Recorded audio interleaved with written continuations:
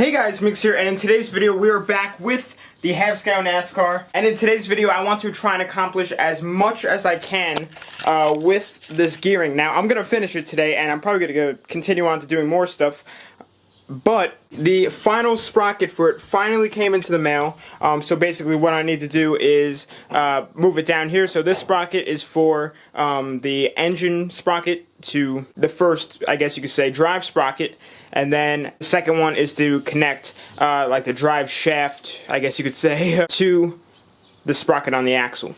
And the two sprockets on the drive shaft and the one on the engine right there are all the same teeth, so we shouldn't really have any issues with gearing there. And then I also need to put back in the axle with all the bearings and everything, tighten all of that up, and then center the sprocket on this little mounting hub and weld it up exactly as straight as it can be so it's not, you know, spinning around and kind of like wobbling at all. So that will definitely be a challenge. And then once I'm done with all of that, you know, I gotta cut the chains and everything, tension them while the engine is back in. But then I'll probably begin with like drivability stuff, like the shifting, all the shift linkage, throttle cable, you know, stuff like that, you know, just so we can drive it. So guys, let's hop straight into working. First thing I need to do is just slide this out. It has a little like hex head screws on each of the pill blocks. I just got to loosen that and maybe use some force to get it out of the bearing. But then I can slide in the new sprocket, slide that back in, and begin racing everything up.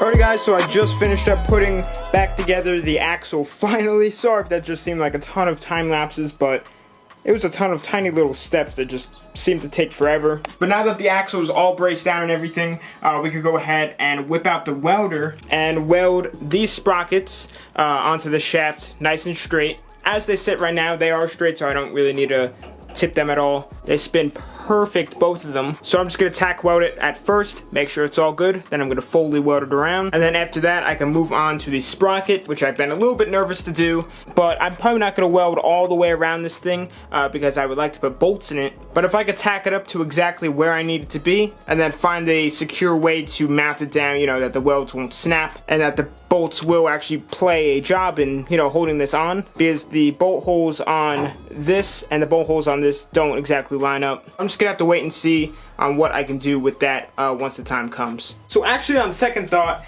I think I should put in the engine first before I try and line up the sprockets with nothing. Somehow I thought that I could line up this sprocket with the drive sprocket even though it's not even there. So let's just toss in this engine real quick, slide the bolt through the engine mounts, and then we can go ahead and do what I was just explaining before.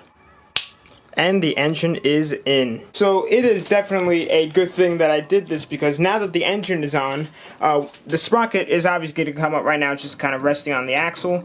But once it's all even, it is going to be super close to the engine. It might not have enough room for the chain. But luckily, I can adjust, you know, this side obviously because it's not welded down.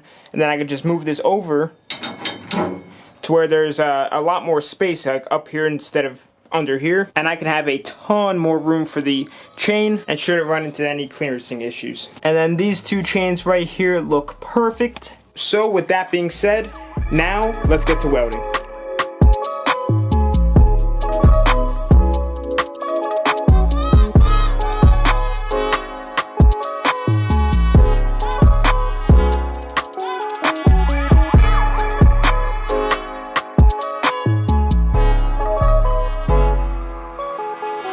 Finished up tacking up some more things with the sprockets. But I'm going to be needing to end off working for today. We're going to continue back up tomorrow, but tonight I'm going to a Rolling Stones concert, so I'm pretty hyped. But I got to start to get ready. But tomorrow I'd like to finish up all of those sprockets, put the chains back on, reconnect the wiring harness and everything, then begin to create the shifting linkage, throw back on the carburetors, and then when the carburetors are on, we can figure out how we want to do the throttle. But once I finish up these sprockets, then this thing's just going to be cruising, literally cruising until it's ready to drive. So I'd say within like the next video or two, then this thing should be able to move under its own power. But anyway, I'll catch you all back again tomorrow.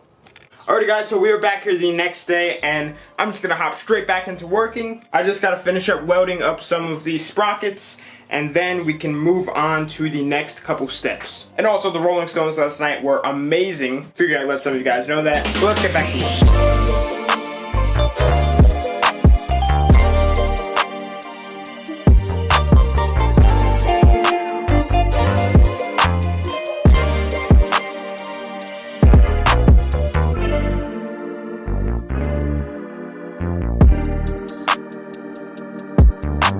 Alrighty guys, so I just finished up welding up the sprockets. Now, the sprocket down there is just tacked up and everything until I find bolts and how I really want to mount it. But for now, it's good. And I used the chain to kind of, keep the sprockets aligned. And I just went ahead and welded this one fully up just because I knew that this one was all good to go. So now what I'm going to do is run the chain around once everything's cooled down, find out exactly how long I need it, and then I'm going to cut it. But for tensioning, now tensioning is going to be a little bit different compared to what I usually do. So usually with tensioning, I would move the engine like forward on a dirt bike or a mini bike, and then that will tension the chain. But in this case, I can't. Everything's like hard mounted, there's no adjusting of anything. So what I'm gonna do is order some of like those tensioners that kind of put compression onto the chain. Like for example, on a serpentine belt for a vehicle, it has, well, most of them have a tensioner that you put a ratchet in it and push it down to loosen it so you can pull the chain, the belt out. The chain tensioner for this is gonna be very similar to that, and it will kind of like move with the chain but keep it tensions all at the same time, like a spring-loaded tensioner. And then for this case, I don't really know, because it's gonna be really, really tight for a tensioner unless I can find like a really tiny one to fit right on top of here. But I also need another master link. It only came with the one, for this one chain, so I guess I gotta get that too. But that's all simple. But I guess when I go and look for tensioners later for this side, I can see if they have any really, really small ones and put one right here as well. So now let's just cut these chains real quick and then move on.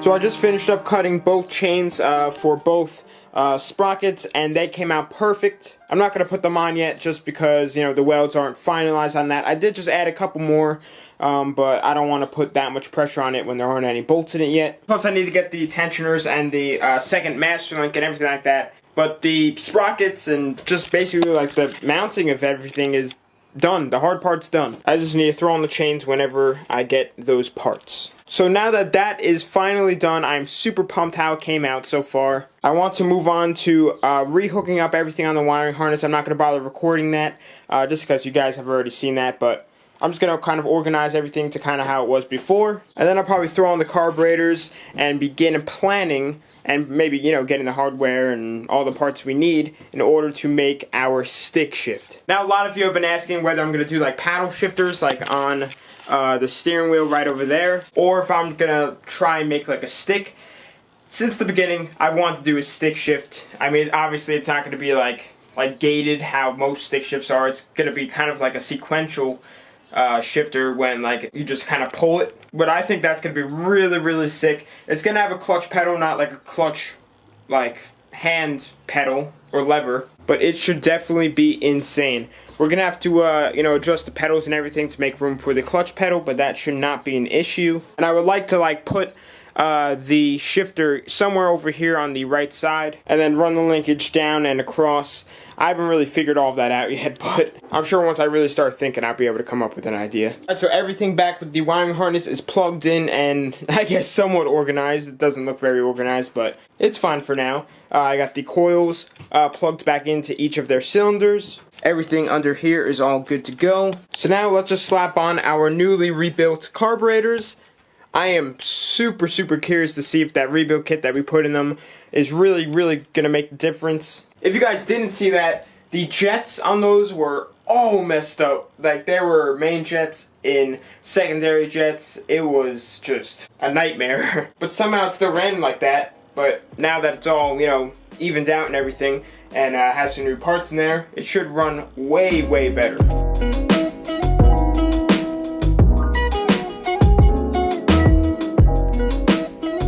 So the carburetors are now on, and I just pulled off the old throttle cable right here, and I'm trying to make the one that was on the NASKART before work, because it is like a specially long one. So it runs all the way from here, all the way through the body, and then to the gas pedal. Like, it's like 72 inches, I don't know, something like that. And this is the old motorcycle one, and from the carburetors, it does not reach at all. It still has a good bit to go, so can't use this one. And the way that this was set up for the old engine, it didn't use like this type of like little like spacer type thing in order to, you know, fit in the throttle.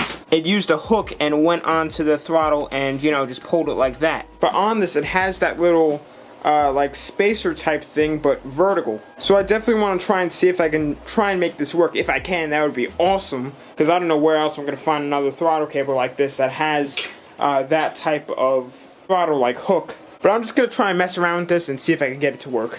Eventually. So after just messing around for just a little bit, I still gotta adjust this a little bit, but if I come over here, put my foot on the gas pedal, it works now, and we have full throttle, which is sick. So that's just another small thing, just checked off the list, because if I had to find another throttle cable, that would have sucked, because that one was hard to find, and just to find with like a motorcycle throttle adapter, that would have been rough. And then with this over here, what I'm probably going to do is just kind of cut this in half a little bit, you know, just shorten it down, and then loosen this up and put that part on the bottom, then tighten it down. But I'm not going to cut it right now because it is pretty late out right now. I don't want to make too much noise. And I was really hoping that I would be able to go out to the store and, you know, get the hardware and everything that I need to get for the whole shifting and shifting linkage. But unfortunately, they are closed. I thought that they were open later, but they're not. So first thing tomorrow morning, we're gonna head out there, see what they have. I'm not sure if they're gonna have everything that I need, but we might be able to just get it started with the whole shifting and everything like that. So with that being said, I'll catch you all in the morning where we go on a little part run.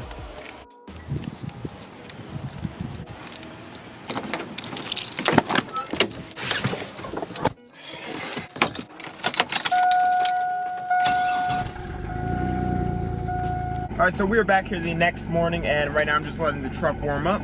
But now we're going to go head to the hardware store, and I just measured how much like metal rod I'm going to need in order to reach the shifter that I'm going to make, and then the shifter on the engine itself. And I need anything around 5 feet will work. So it is a decent length, but I think they should have it, and if not, then I can just weld two pieces together. And then there's also a couple other pieces that I'm gonna need. I don't really know the names of them, so I can't really explain it, but I'm just gonna look around and see if they have it. If they do, that'd be awesome. And then I might go run and get another 530 chain master link for the other side of the chain, just so we have that and I won't have to order it.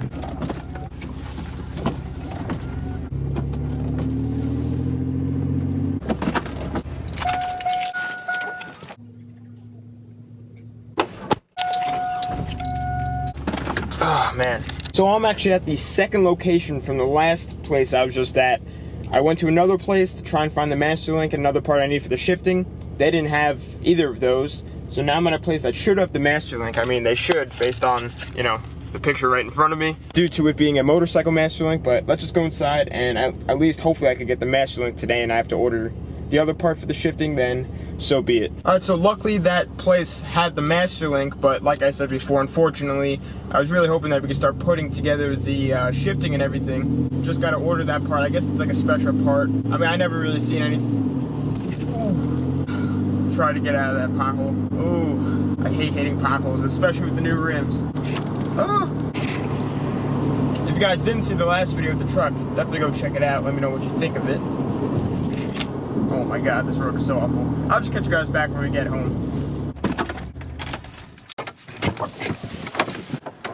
So guys, we're finally back from making our hardware run, and honestly, I was hoping to come back with a little bit more stuff, but I got the shaft, which is probably about 6 feet, so that is definitely good enough for us. And then the second master link. So what I'm going to do right now is throw on the chains, but I'm going to brace these sprockets just a little bit more. Like I'm going to weld up a little bit more on there, and then probably slide in some bolts. And then with these, I'm just going to weld on the other side, just real quick, just spin it around. Put it down a nice bead, well at least nice for me, and then put on the chains that we cut yesterday. Alright, so I just finished up welding up a couple of these and welding a little bit more in there and adding a couple bolts in there. So now, let's throw on the chains.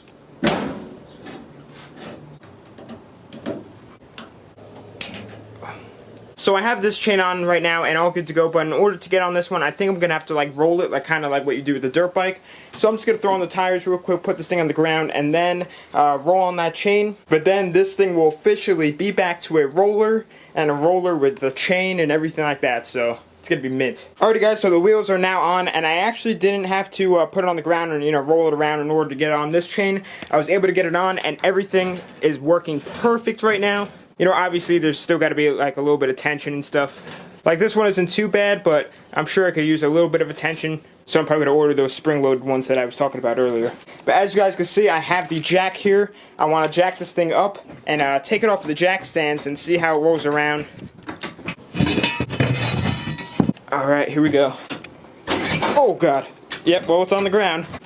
Oh yeah. So last time it was on the ground, the engine was just in it with the wiring harness and everything.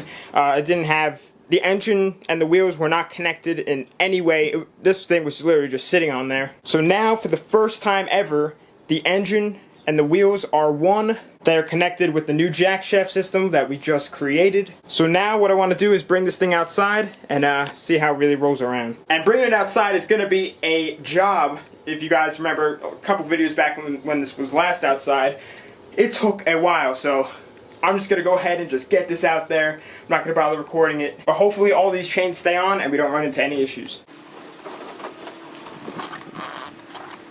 Alrighty guys, so the half-scale NASKART is outside and all the way from the shed to here, no issues whatsoever. The chains were spinning super freely. I mean, it didn't look like that they were skipping at all. So I'm super pumped on that. Now obviously, that does not do it justice for it spinning at 90 miles per hour, but that's the only test we could do so far until it's actually running and driving. And I'm gonna go ahead and say that next video, it should be able to move under its own power.